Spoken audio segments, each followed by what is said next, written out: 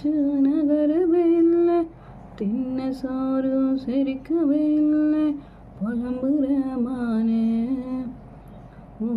வாசம் அடிக்கிற காத்து என் கூட நடக்கிறதே, சேவல் கூவுற சத்தம் என் பேரை கேட்கிறதே.